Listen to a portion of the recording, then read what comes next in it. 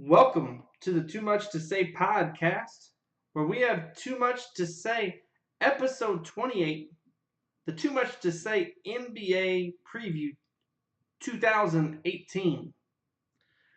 We're actually not going to do the weekly random this week. Too much to cover with the NBA preview, but we are just going to go ahead and hop into the Reddit shower thought of the week because I always enjoy it.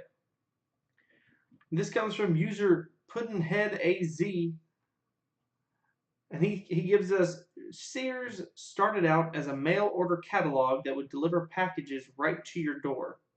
It was driven to bankruptcy by an internet site that delivers packages right to your door. And I just. I mean, there's not much else to say, but just kind of amazing. Just how things change, it can change in 50 years the mindset of a company to being the innovator to have it basically being destroyed by your own creation. Kind of like Blockbuster in a little bit different than Blockbuster, but a similar idea. But anyway, let's hop in. Let's hop into the main event. Let's hop in. Welcome, Colin.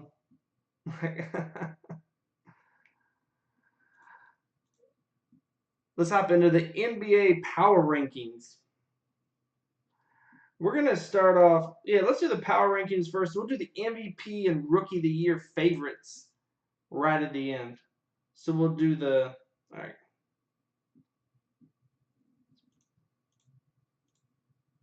All right, there we go. We're going to start at 30, and we're going to work our way back up to number 1.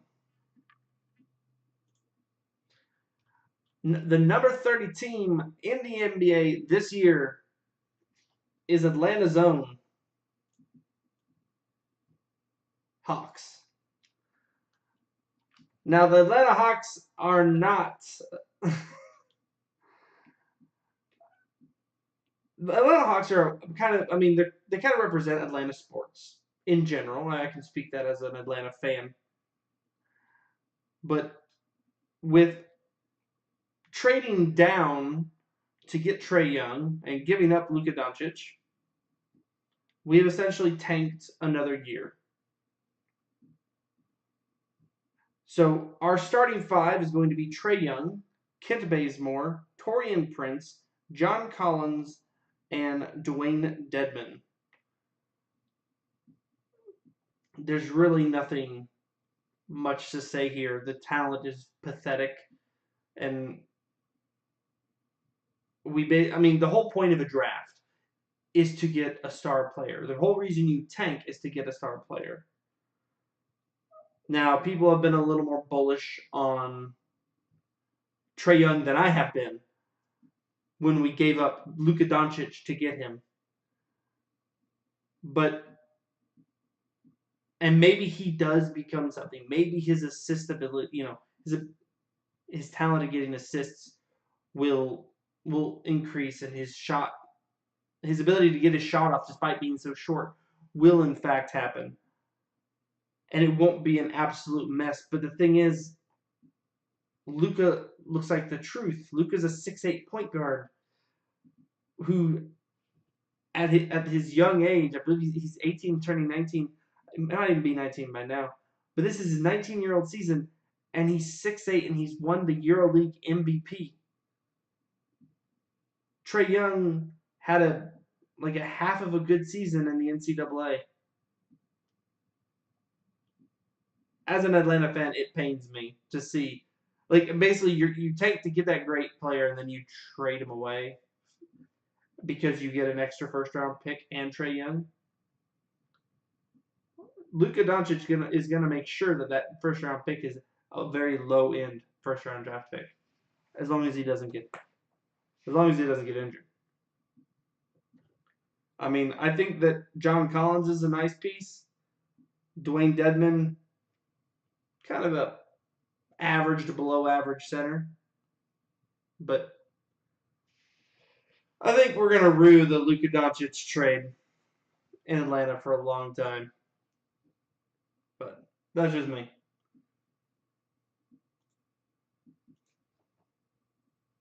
Anyway, all right. Number 29, we have the Brooklyn Nets. Brooklyn is bought hard to take away, and maybe should have taken away the bottom spot from the Atlanta Hawks. With the starting five of D'Angelo Russell, Allen Crabbe, DeMarre Carroll, Rondae Hollis Jefferson, and Jared Allen, there's really not. Rondae Hollis Jefferson looks like a decent player, but that's it. There's nothing. This team is dreadful. It's sad because they had that future back in the day when they made that massive trade with the Boston Celtics to get Kevin Garnett and Paul Pierce, but then they basically didn't follow through with that plan, and it just has absolutely crippled their team. My understanding is that their owner, Prokhorov, got distracted over because he's a Russian billionaire who bought the Nets, and he basically got distracted by, I think, politics over in Russia, and he stopped caring about the team, stopped wanting to put money in the team, and he the plan they had wasn't horrible, but not following through with it just crippled the team, and they gave away all their first round picks to the Boston Celtics. Number 28, the Orlando Magic. Now, Orlando made the interesting decision to, I mean, I guess it's just trying to keep what talent you have, but to sign Aaron Gordon to a massive contract. And they kind of just have all their a lot of talent in the center position. They drafted a center despite having Nikola Vucevic, who's their starting center. They have Aaron Gordon. They have Evan Fournier. Both a couple of nice players, but they have. I'm sure you've heard it. They have no point guard. They have no one to get the ball to all of their great players.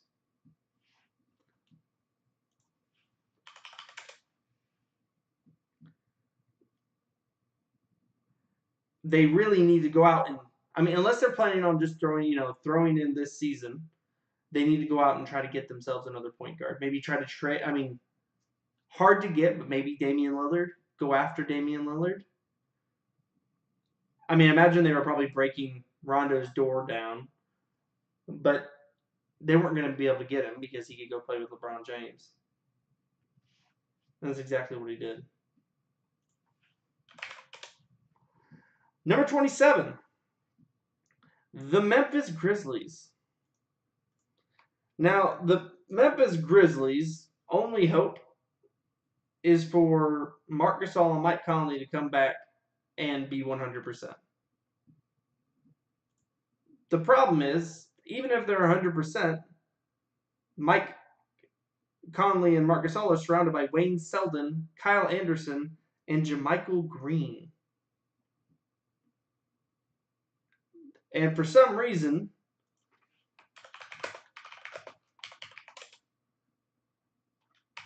Jaren Jackson Jr. is not yet a starter when Wayne Selden and Kyle Anderson are.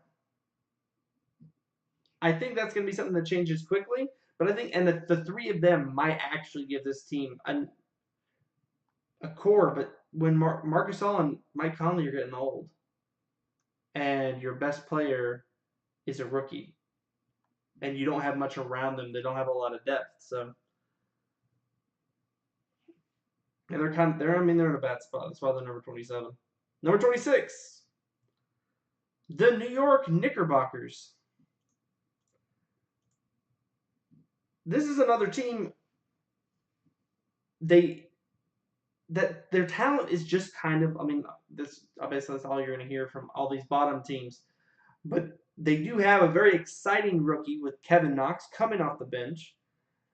I'd like to see him get into that starting role sooner than later. There is really no reason for Mario Hezonja to start an NBA game when you could have Kevin Knox. Uh, Basically, this season is a throwaway for the New York Knicks with Kristaps Porzingis injured until February. Their goal is basically going to be to develop Kevin Knox and get ready for the next season.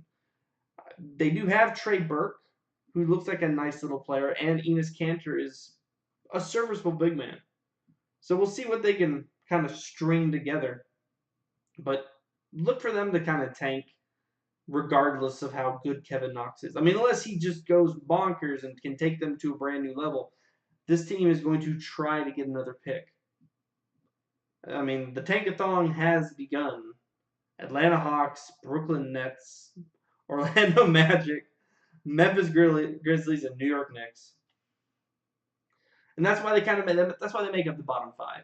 These teams really seem to have no motivation to not tank. Number 25, the Sacramento Kings. Now this team probably would tank, but they don't have their first round pick next year.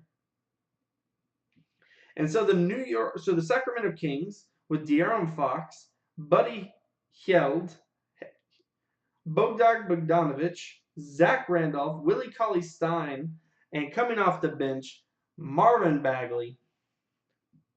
They're going to do everything they can to win games.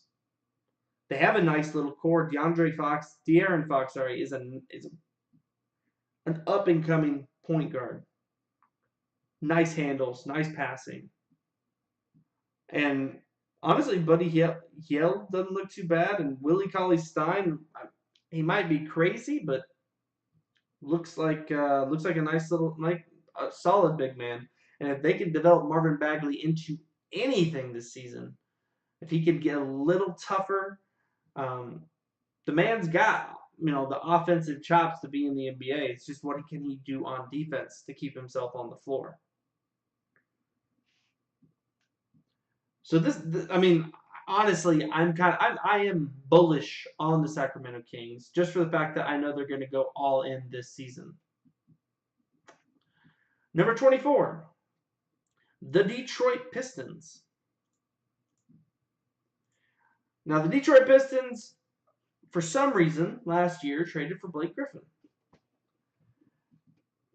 Despite having the only thing they have going for them is Blake Griffin and Andre Drummond.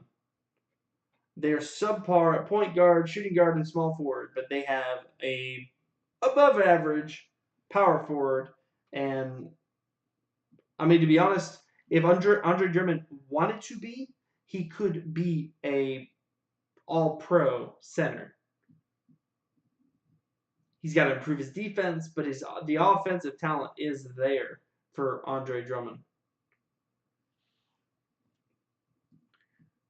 I mean, this whole team, I just don't see how they can get better. I mean, I don't see how they can do that well with Reggie Jackson, Reggie Bullock, and Stanley Johnson being the other three starters. This team has, I mean, as much as the NBA is about stars, which it is, none of the elite teams or even decent teams are too like stars and nothing else. As we saw with LeBron James, that doesn't work. You had two stars. You had LeBron James and you had Kevin Love. And yeah, they got to the finals, but both of those players are better than these two players. And you're not going to get enough out of Blake Griffin and Andre Drummond to carry this team anywhere. And all of their players are worse than the Cleveland Cavaliers players. So, number 23, the Charlotte Hornets. Now, I have heard a lot of really good things about the Charlotte Hornets, and I can't see it. I hear they have, sleeper making the playoffs. I mean, they do have Kemba Walker. They have Nicholas Batum. And Michael Kidd Gilchrist is okay. Maybe Miles Bridges comes in there, but Marvin Williams and Cody Zeller are, I mean, it's ugly. As of now, this team is not making the playoffs.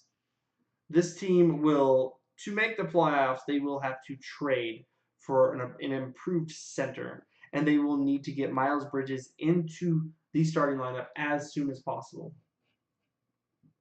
Their main goal should be to get Miles Bridges, to develop Miles Bridges, because the four of Kemba Walker, Batum, Kidd Gilchrist, and Miles Bridges might actually make some noise in the East. Right now, I've got them. They're 23 overall, but number 10 in the East. So if Miles Bridges comes in and looks like the world beater that he did in the preseason, there's actually a chance for them to do something. Number 22, your Los Angeles Clippers. This team, this team is a wreck. It kind of has been. And for some reason, they have listed as their starting point guard Patrick Beverly as opposed to Shai Gilgeous-Alexander. I would look for that to change quickly, and that might actually bring them up because they do have Danilo Gallinari and Tobias Harris and Marcin Gortat. If you get Shai Gilgeous-Alexander, he develops into a good point guard, coming with Danilo Gallinari, Tobias Harris, and Marcin Gortat, and with Luke Mbamute coming off the bench, they got a couple of nice players. This team, though 13th in the West, with Doc Rivers coaching them, I mean, this team has a shot. I mean, being so low in the West, it might be worth it to just try to get your pick next year because you're not one of the best 8 teams, kind of period. So it'll be interesting. I will be a lot more interested once I imagine Shai Gilgeous-Alexander will get a lot of minutes, but I'll be a lot more interested when he's starting, getting 38 plus minutes a game. Until then, this team is going to struggle. Number 21, the DeAndre Aytons. I mean, the Phoenix Suns. This team, the Phoenix Suns, drafted a giant, a full-grown man named DeAndre Ayton. And he looks just like a monster. And I am excited to, I mean, he's built like Wilt. It is going to be, he reminds me of Dwight Howard. Hopefully he can just probably not as crazy. We'll see. Well, I mean, obviously we'll see. But with Devin Booker, TJ Warren, and DeAndre Ayton, I'm a lot higher on the Phoenix Suns, I think, than a lot of analysts. I think they have the Suns a lot lower. But this team looks nice. Yeah, Josh Jackson coming off the bench. You need a new point guard. Kobo. I mean, I guess you just let Devin Booker run the team and hope that Kobo can develop into a nice defensive point guard. But he doesn't look like anything special. And I'm actually excited for their coach, Igor Kokoskov. I mean, he's coached the Serbian national team, the Georgian national team. He's bounced around the NBA as assistant. I like it when teams think outside the box. Don't go and just get somebody with some pedigree or with unique ideas. So I'm excited to see what he can do. I'm excited about this team. I think this is going to be like a really exciting League Pass team. I mean, Devin Booker and DeAndre Ayton and TJ Warren all on the same team. I don't know how much noise they can make in the Western Conference, but with it being as stacked as it is. I mean, they're number 12 in in the Western Conference and number 21 overall. There are a lot of good teams in the West this year, and LeBron James did not make this easier on anybody by coming over to the Lakers. All right, number 20, the Chicago Bulls. This is another young team, but they're a little bit older. With the signing of Zach LaVine and Jabari Parker, and the acquisition through the draft of Wendell Carter Jr., I'm probably a little more bullish on the Bulls. I like Jabari Parker. I'm a Duke fan, so a little biased there. But I mean, this is a nice young team. Jabari Parker's got to get his feet back under him after the injury. He's got to play more defense. But, I mean, they have a decent coach in Fred Hoiberg. He's not horrible. I would love to see – I'm really excited to see Wendell Carter. I hope he takes over for Robin Lopez as kind of quickly as possible. Get him those minutes. But, I mean, at the very least, this is going to be a very exciting team. Lauri Markkanen, Zach LaVine, Chris Dunn, Jabari Parker, Wendell Carter Jr. I mean, I don't know. I'm excited. I think this will be an exciting team.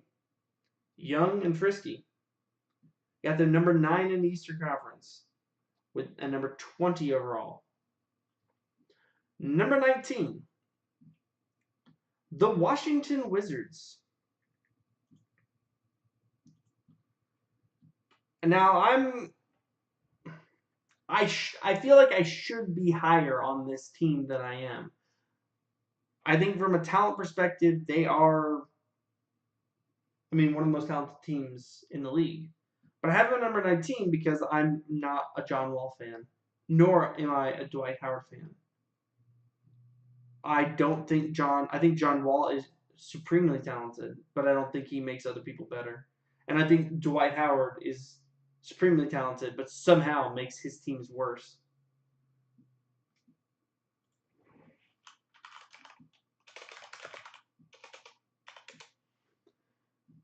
So I want to be more excited about the Washington Wizards talent-wise, they're fantastic. I'd love to see this team work together, but I just don't think it's going to happen. And I've got them. They're number 8 in the East, so they are making the playoffs, but they're just going to be disappointing. They'll just flame out as usual, unless for some reason two poisons make a right. I don't think that's the case. Number 18, the Dallas Mavericks. I got them 11 in the West, but with Luka Doncic, a year older, Dennis Smith Jr., Wesley Matthews, Harrison Barnes, and DeAndre Ayton, and Dirk Nowitzki coming off the bench. And Rick Carlisle as their coach. This team it's got potential. I think if Luka Doncic can bring out the best in Dennis Smith Jr. and Wesley Matthews, I mean Harrison Barnes can score. DeAndre Jordan can play defense.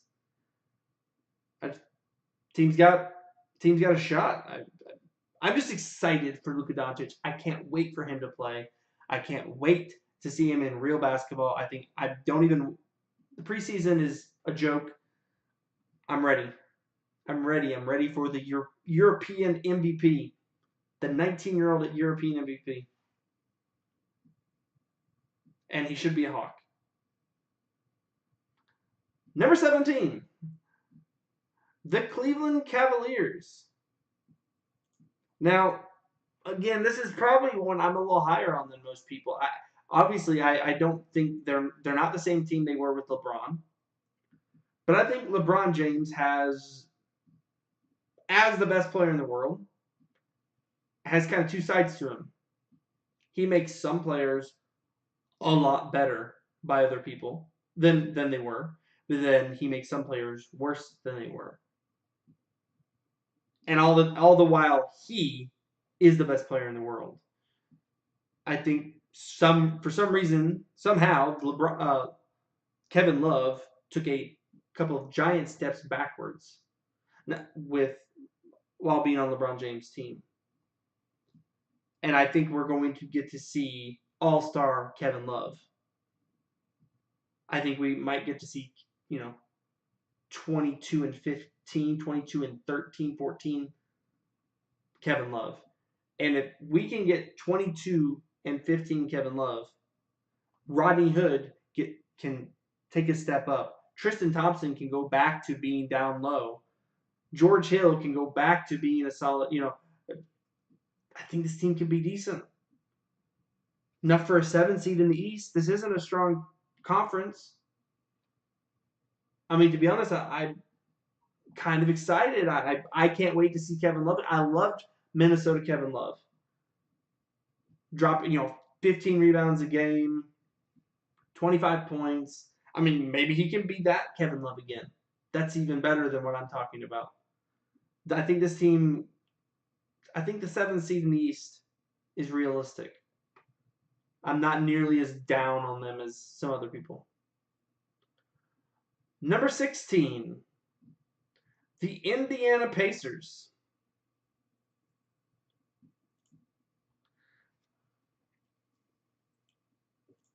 They didn't really do. I wanted to have them higher.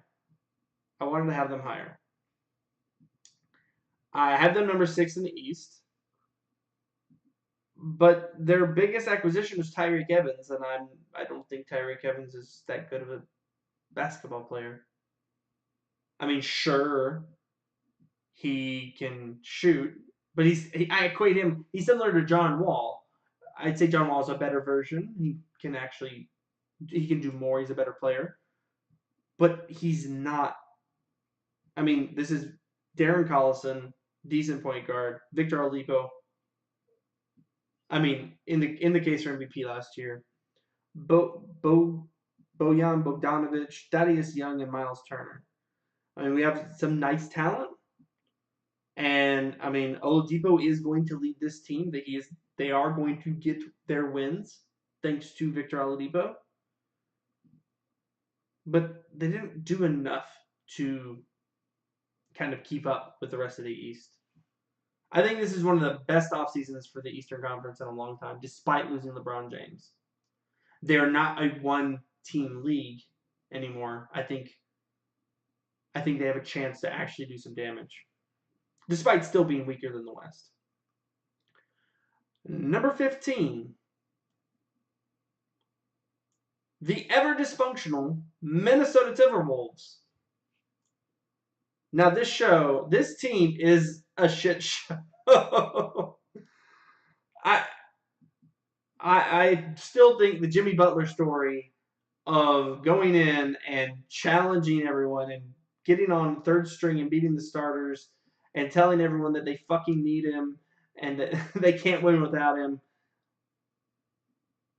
That is some fucking movie shit, and I love it. I am 100% out on Tom Thibodeau. 100%. If I was the owner, I would fire him today, right before the season starts. I do not care. I don't want him ruining Andrew Wiggins or Karl-Anthony Towns anymore. Karl-Anthony Towns has the potential to be one of the top 5 players in the NBA. He needs a different coach. This team should work. Jimmy Butler is a beast. Apparently a narcissist, but a beast. And Andrew Wiggins, I know he's never lived up to what he should, but he's a nice scoring guard, nice scoring shooting small forward. I mean, Jeff Teague, Butler, Wiggins, Taj Gibson, and Karl-Anthony Towns. When these 5 players are all on the floor together, they will have one of the best rosters. But like I said, I am 100% out on Tom Thibodeau. I just think he's going to run his players into the ground. and I don't like him. I'd fire him in a heartbeat, and I wouldn't let him coach. If it was up to me, he would not coach in college. They were in the regular season running 5 and 6 man rotations. That is absurd. That's what you do in the playoffs. That's not what you do with your stars. Yeah. Anyway, get them out of here. I still have them. I actually have them missing the playoffs. They are number 15, but they are number 10 in the Western Conference. Number 14, the Miami Heat. I'm not sure. Everyone's so out on Goran Dragic. I get it. They didn't play well in the postseason, but I'm not. I'm a Goran Dragic fan. I think regular season at least he's a really nice player. Josh Richardson is getting older. They might get Jimmy Butler, which if they do, this team will be. Right now they're number 5 in the East. I don't know. I don't know if they go any higher, but they're just like. I just think there's a huge gap between 4 and 5. So they get a lot closer to 4. Four's a really nice. I think the East is a lot stronger than a lot of people think. I guess, but I mean, Goran Dragic, the last breaths of Dwayne Wade, the corpse. He's not a corpse. Not a corpse. The last breaths of Dwayne Wade, Josh Richardson, James Johnson, and Hassan Whiteside with Eric Spoelstra. I mean, Hassan Whiteside's got to take a leap. Dragic has got to be more consistent. Play some defense. Who knows what they're going to get out of Dwayne Wade? The bench is thin. It's still enough for the fifth seed in the East. Number 13, the Portland Trailblazers, and number 9 in the West. So a large fall for the Portland Trailblazers. And they still have some nice players. They still have Damian Lillard. They still have CJ McCollum and Yusuf Nurkic. But Maurice Harkless and Al-Farouq Aminu are just kind of dead weights. I'm not sure how they. I'm just not sure how. It's not really fair for Damian Lillard and CJ McCollum to have to play on this team with kind of a dead weight at small forward and power forward. I mean, Harkless isn't horrible, but it's just not enough. Your best 2 players by a long stretch can't be 2 guards. That I cannot think of a team that's ever worked on. You need. I mean, even if one of them was a point guard and the other is a small forward, like LeBron James and Kyrie Irving, at least it has to be height and shooting skill. I mean, even Golden State before Kevin Durant, they had 2 amazing guards and a small forward who was all defense, just crazy. In Draymond Green. So I see them missing the playoffs this year, dropping out to number 9. Number 8, the Anthony Davises. No, the New Orleans Pelicans. Now I've got them kind of equal with the Blazers, but I give it to them because Anthony Davis is probably going to be the second best player in the NBA this year. I mean, it is ridiculous what he was doing last year. Averaging over, I think down the stretch he was like 30 points a game, 12 rebounds, something like. His team is not going to be that good. They're going to make the playoffs, but I think his numbers could just be out of this world. I think that they did not value Rajon Rondo enough. I also don't think Rajon Rondo valued the situation enough. Like, if I was Anthony Davis, I would. I'm sorry. If I was Rajon Rondo, I would tell Anthony Davis, I'm with you no matter where you go. I ride with you. We're on the same team. They are a perfect complement to each other. Perfect complement. Anthony Davis, amazing on defense, can shoot from outside, can shoot you inside. Rajon Rondo cannot shoot, but is one of the best passers, honestly, the NBA's ever seen. Why would you not want to have one of the best big men in the world on your team as the best passer? Like, it's like apple pie and ice cream. You're the perfect freaking marriage. Like, why would you go away from that?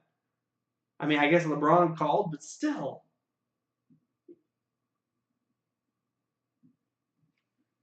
So my hope is that Julius Randle works out to be better. I know he's a worse DeMarcus Cousins, but DeMarcus Cousins is going to be hurt anyway.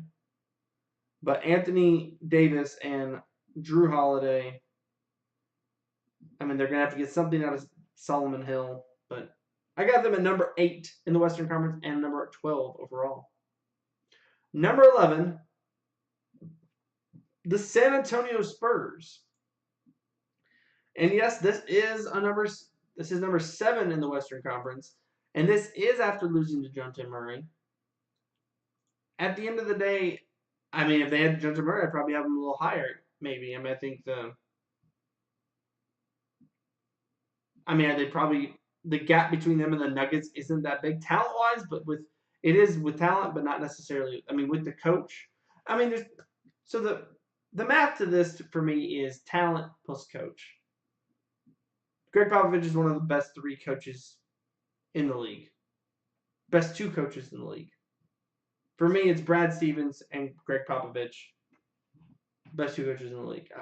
Greg Popovich will hold this title until he leaves. What he's been able to do with so little throughout his career, and what he's been, just to piece together and constantly keep that team, has just been amazing. I get it, they had Tim Duncan, but he was able to make Manu Ginobili and Tony Parker most likely Hall of Famers. Those were both drafted in the second round. So many players have come into the system, thrived, left, and just died. So San Antonio's that's my team. But anyway, Greg Popovich is my coach. But this year, I know they lose to DeJounte Murray, but they gained DeMar DeRozan. They didn't have Kawhi. They're not going to be worse than they were last year. They're going to be better. And it's going to be DeMar DeRozan, Rudy Gay, LaMarcus Aldridge, and Pau Gasol. The corpse of Pau Gasol. Now, they're going to get something out of Pau, but LaMarcus Aldridge and DeMar DeRozan, with decent players around them, are enough to get a 7 seed. Those are 2 All-NBA players. All right. Number 10. The Denver Nuggets.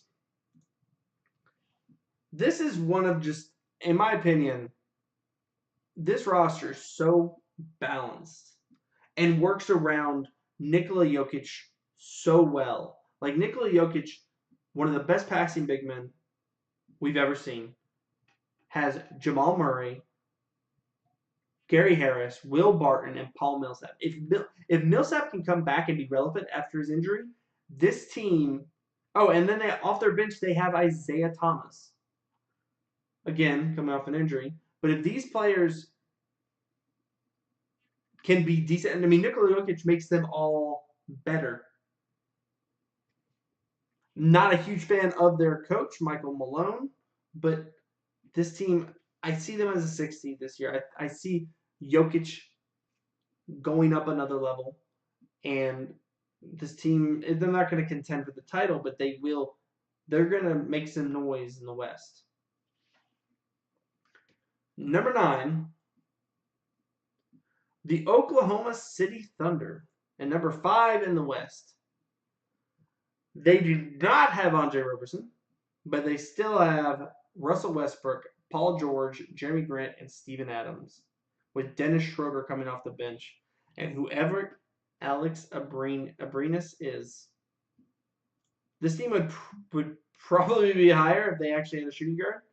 I think that with Andre Roberson, just as a really good defender, this team is a lot stronger. But with Russell Westbrook, Paul George, Russell Westbrook, Paul George, and Steven Adams are three of the best players at their positions in the league. I know Alex Abrinas is not much, but Jeremy Grant is up and coming. Looks great, nice young player. I think they're gonna be better than they were last year. I think that with having another year of Westbrook and Paul George together, this team's going to it's just going to be better. Hopefully, Westbrook defers more to Paul George. That's kind of their hope. That's the best case scenario for them. Number 8, the Philadelphia 76ers. Now, I've heard a lot of people hate on the Sixers because they didn't necessarily get better. They actually got worse. They lost Ersan Ilyasova, and they lost Mario Bellinelli. But they actually did get better because Ben Simmons is a year older, Joel Embiid's a year older, Dario Saric gets to be in the starting lineup, and Markelle Fultz has had another year to recover.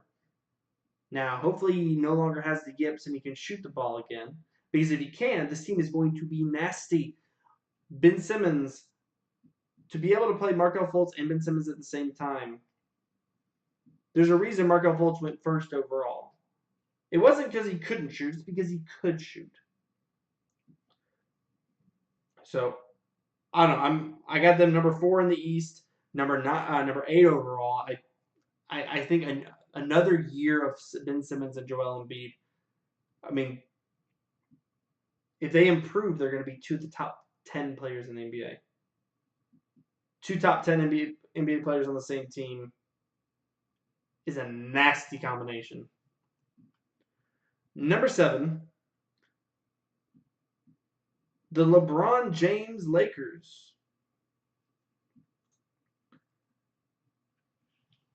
Coming over from the Cavaliers, in what everyone, I guess, assumes to be just it seems like he just wants to come to LA, build his empire. An empire building move. But this team is a lot younger, has a lot more legs than the Cleveland Cavaliers.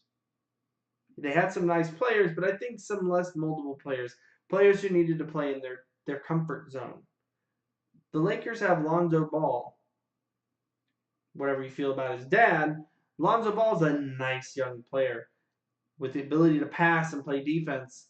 He will find a place on this team. Kentavious Caldwell-Pope, not a fan. But he's not even their best player. They have Josh Hart. They have Kyle Kuzma coming off the bench. LeBron James, obviously. Brandon Ingram, and then JaVale McGee. Their biggest problem is their center position.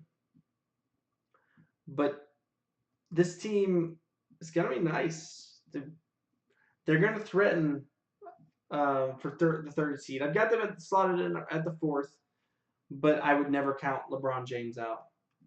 If they ended up being the 3rd seed, if Brandon Ingram takes a leap, maybe they threaten for the 2nd seed. There's some possibilities. That's all. This team is. It's got some nice potential. Number 6, the Milwaukee Bucks. I think they're now starting to get some of the love that they deserve. But low-key, the acquisition of Mike Budenholzer, Brook Lopez, and Malcolm Brogdon is honestly like the best offseason any team had. And I know people are out on Eric Bledsoe, but I just think that when you run out Eric Bledsoe, Malcolm Brogdon, Chris Middleton, Giannis Antetokounmpo, And Brook Lopez, that is one of the best starting fives in the NBA. And I think Mike Budenholzer, I mean, I think he's going to unlock Giannis. And I think Giannis could very potentially. It's going to be between him and Anthony Davis for second best player in the NBA this year, I think.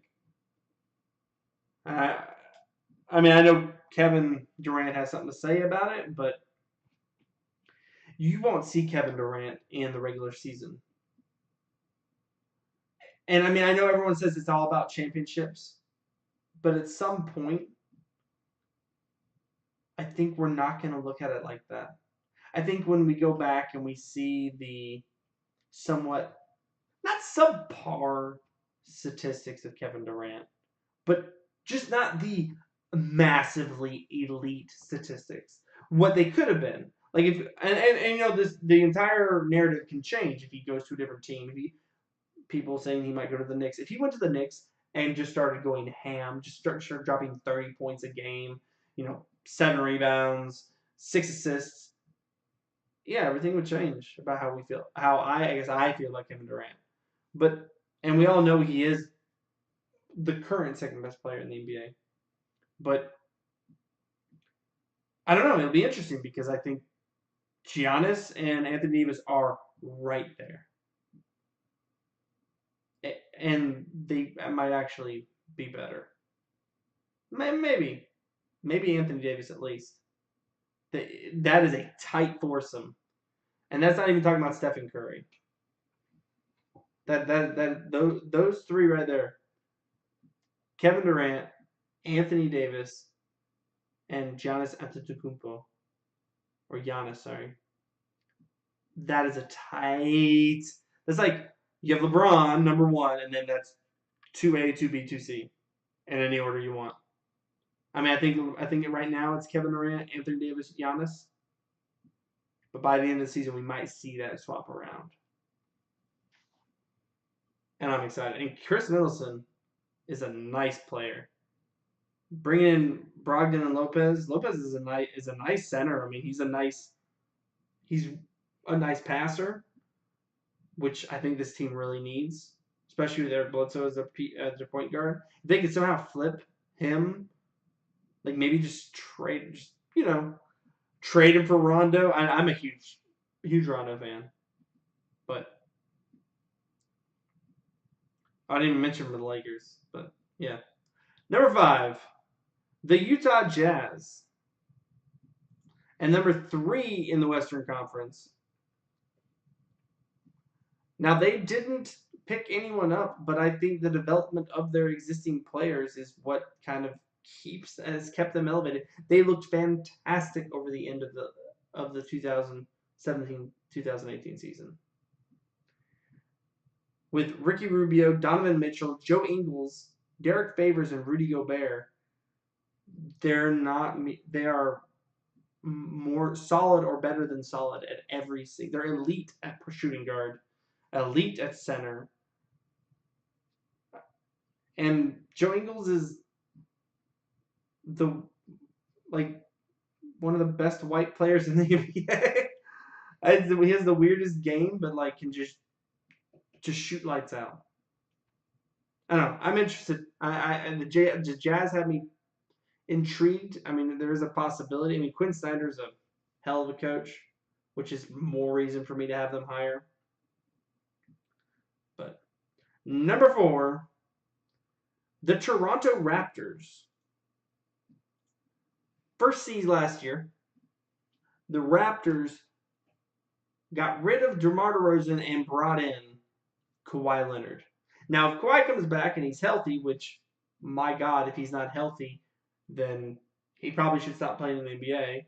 He basically sat out like the entire season with a knee injury. Kawhi is one of the top 3 players in the NBA. He was number 2. He was better, in my opinion, better than Kevin Durant last time we saw him play. And if he hadn't gotten injured, I think they would have beaten the Golden State Warriors.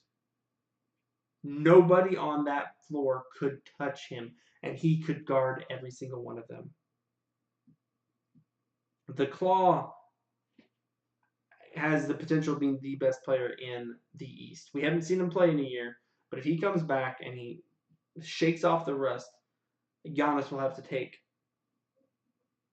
to wait a season or two because Kawhi was one of my favorite players in the NBA.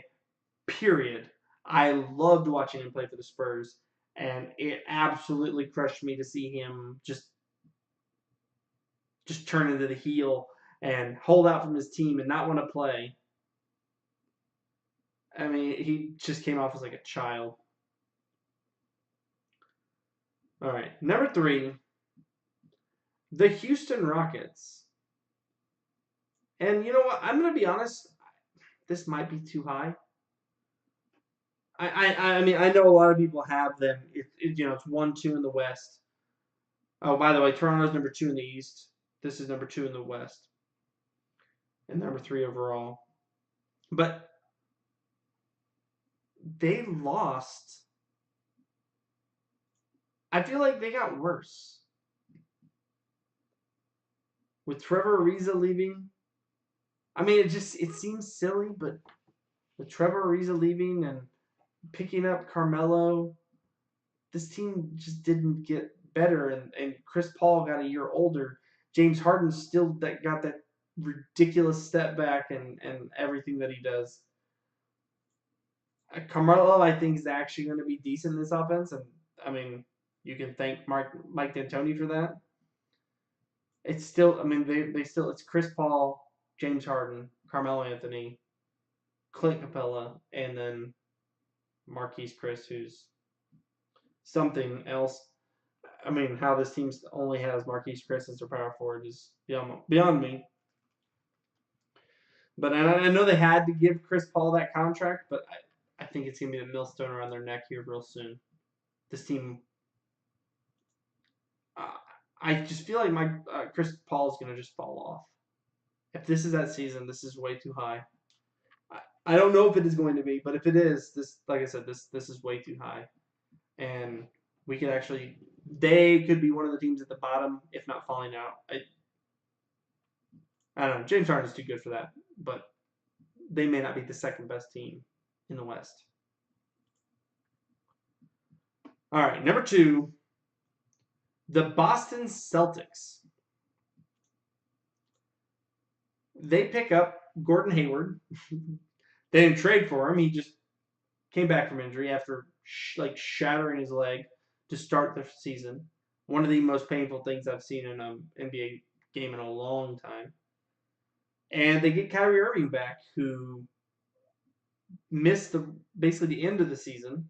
And this team, despite all that, still made it to the Eastern Conference Finals and pushed the Cavaliers.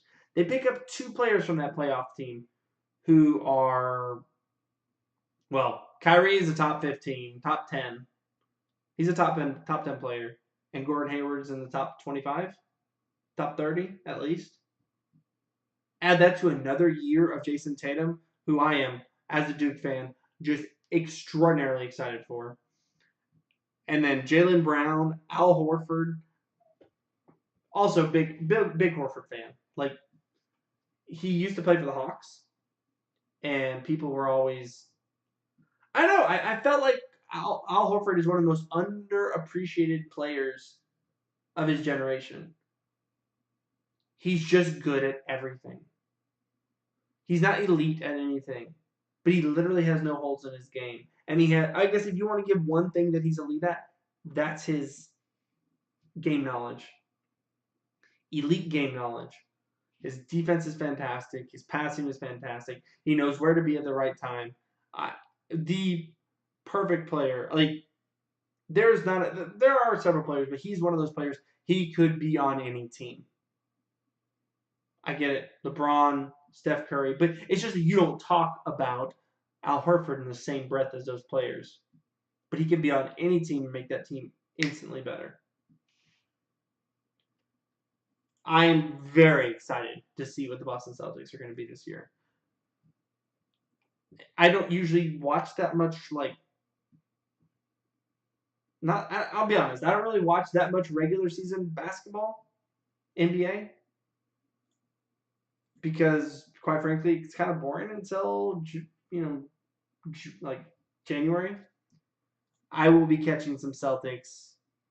I'll give you all my players who to watch, who I'm actually going to tune into early in the season. I'm more excited for this NBA season than I've been in a long time, so I'll probably watch a lot more. All right, number one team, no surprise, the Golden State Warriors. Now, this isn't to say the Golden State Warriors are going to end the season with the number one seed, because it's very possible they don't. I honestly don't know if they give a fuck about what their record is as long as they make the playoffs. But they are the champs, the definitive champs, just sweeping through LeBron James and the Cleveland Cavaliers. And they are elite at 4 out of 5 positions, and they'll be elite out of 5 positions come January, February, when DeMarcus Cousins comes back. They will have a top. Draymond Green's not top 2. They'll be like a top.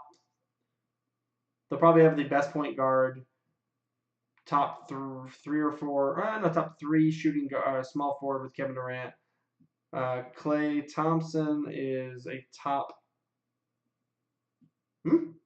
Maybe the second best shooting guard in the league, and then they'll have DeMarcus Cousins, who top 3, he's in the top 5 or 6 as centers. Like, if you have a top 6 player at every single position, I mean, it's why they're the Warriors. It's why it's going to be. It's going to require injuries for them not to win the championship this year, in my opinion. It's also the reason none of the players on their team are going to win the MVP this year. I couldn't see in good conscience giving it to one of them when their team is so loaded. Most valuable player should be the most valuable player to their team. Stephen Curry can't be the most valuable team on the same team as Kevin Durant, and vice versa. Nor Klay Thompson, nor Draymond Green, nor DeMarcus Cousins. But they are definitively the number one team in the NBA. And until someone gets injured or something changes, this team is going to just wreck the league. All right. There's our top 30. Or top 30. There's our power rankings. Let's go ahead and do NBA. Let's do MVP. Let's do MVP next. All right. We'll start at 5. At 5, I have Nikola Jokic. Like I said, if he takes a leap and the Nuggets perform better than number 10 overall, I think they would have to be above. They probably would be like a 3 seed. I think that if they finish in the top 3, Jokic could easily win this award.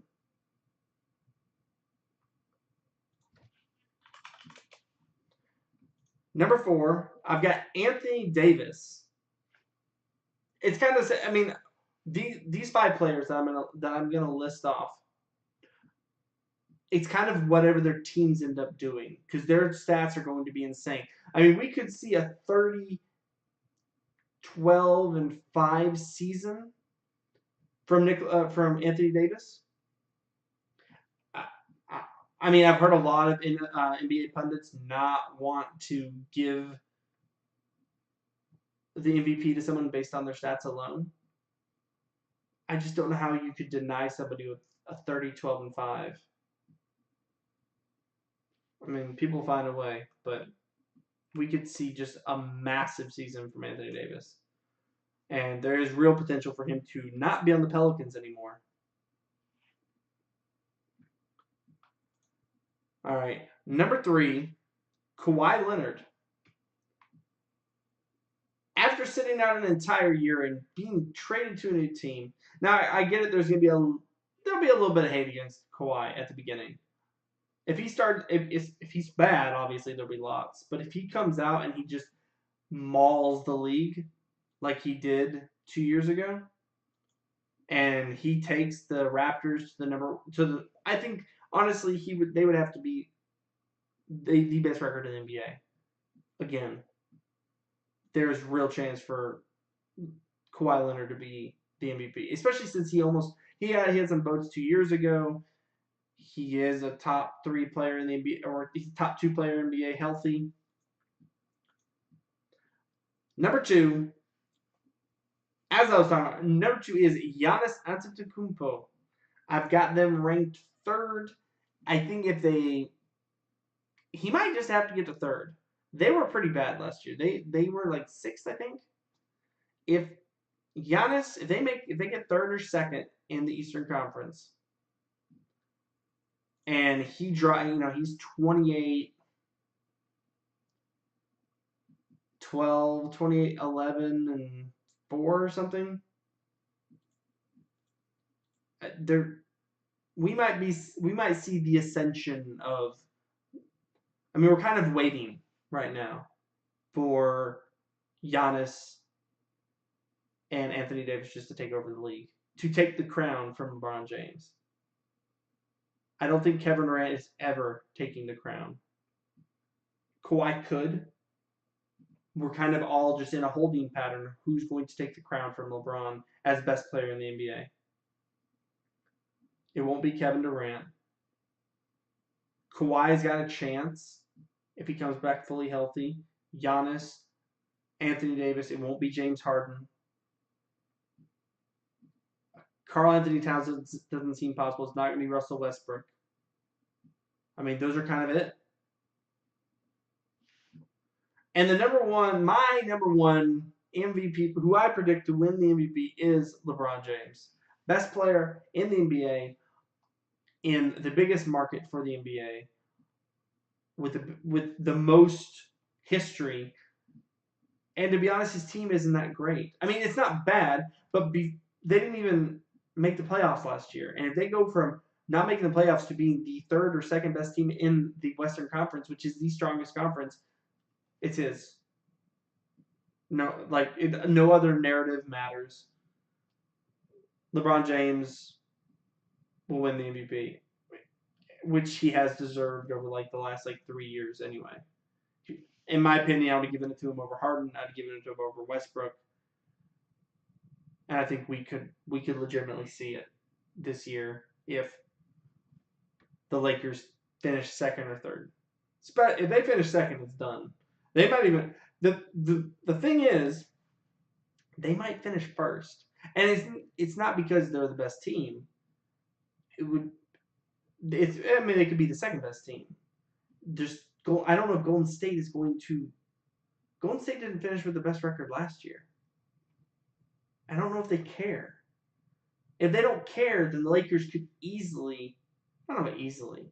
It would take a couple of different things to happen. Brandon Ingram would need to take a leap. But there's the potential. But I think they just have to finish top 2, top 3. And I think he can win the MVP. If they finish 1st, it's obviously it's done. All right. Rookie of the year. Favorites for rookies of the year. Let's again start from the bottom, go to the top. I've got number 3. I've got Luka Doncic. I feel like these 3 are going to be so close because the question is who gets the volume, who gets to put up the most stats.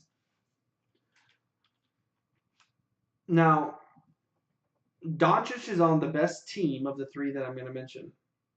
I think he's going to be the best player. I mean, DeAndre Ayton looks legit. Anyway, DeAndre, but Doncic just seems like he has the potential of being one of the best players in the NBA for a very long time.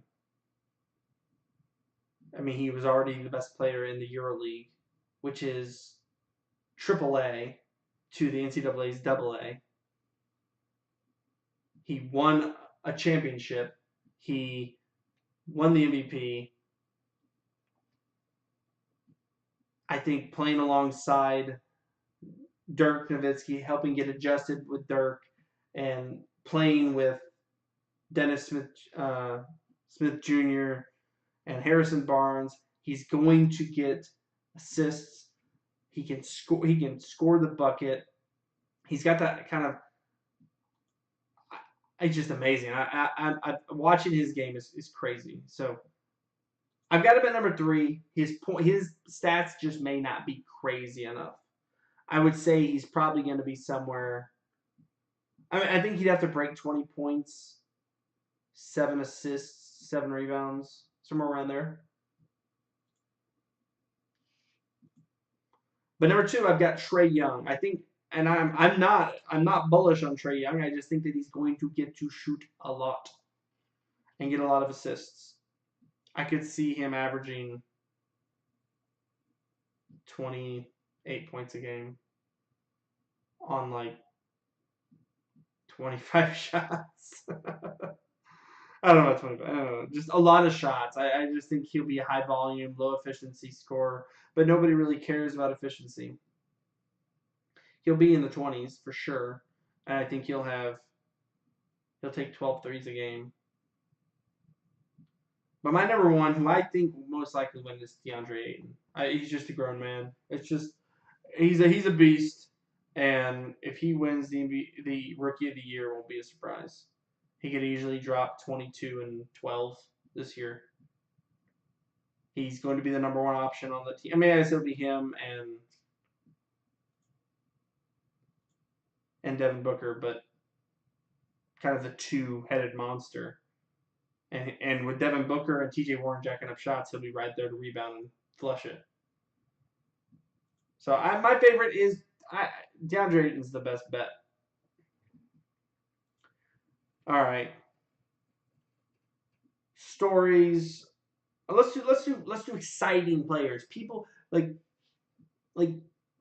teams I want to turn on just to watch.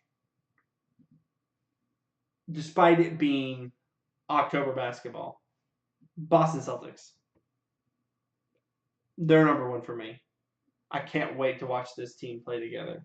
It'll be interesting to see how I mean, I think they're going to try really hard and work into it. They have a lot of depth too. They have Terry Rozier and Marcus Smart coming off the bench.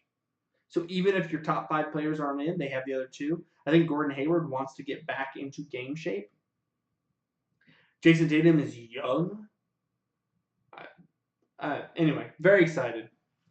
Just from an excitement level, they're number 1. I want to see them play more than anybody else. I'm excited to see what Kawhi Leonard does back from the injury. I'm excited to watch this Bucks team with Giannis Antetokounmpo finally having a real head coach. I'm excited to see 76ers year 2 and 3 of Ben Simmons and Joel Embiid. If they can stay healthy, if Markelle Fultz can actually become Markelle Fultz, become a real good player. DeMar DeRozan and Marcus Aldridge playing for Greg Popovich. I just want to see what the downtrodden DeMar DeRozan can become, essentially. Luka Doncic for the Mavericks. Very excited. Oh, this Cavaliers team.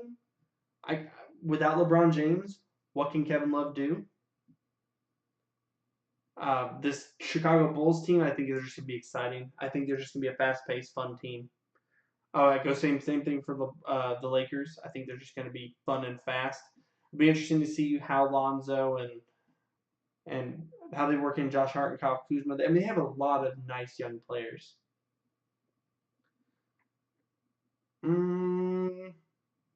That's it. I'm a little excited for the Sacramento. As a Duke fan, I'm a little excited for the Sacramento Kings. I want to see what Marvin Bagley can do.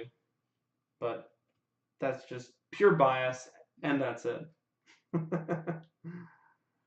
As for stories, I think we covered them all.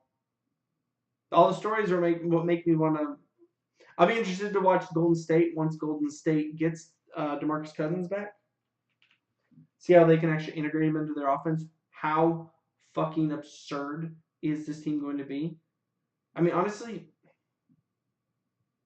I know it's good basketball, but it's kind of boring to know the outcome of games or just. I'm just going. One of the things that interests me is to see if they're actually going to find some motivation to get up for this season. Can Golden State three-peat? Can DeMarcus Cousins come back and be relevant after tearing his Achilles? Can Golden State find the energy to and desire to be the best team in the league in the regular season? I don't know. We're gonna see. It starts tomorrow. Obviously, I'm excited. That's why I've spent the last hour and 15 minutes or something talking about it. But this is pretty much all all I have to say tonight. I'll keep these. We'll do power rankings. I'll release them on at Real Sam Shannon on Twitter. So if you want my power rankings going forward, I'll update them occasionally. I mean, I'll update them every week, but I'll always update them. I mean, it's not the same thing as NFL. I do the NFL power rankings. I'll put those up tomorrow. It's not the same thing. It's not as definitive week to week. You have lots of games. So it won't move around as much. We'll do it once a week. I'll check back in. Something big happens, or we had massive, drastic changes. Things teams we thought were going to be great drop or whatever. We'll actually cover it on the pod rather than just putting it up on Twitter.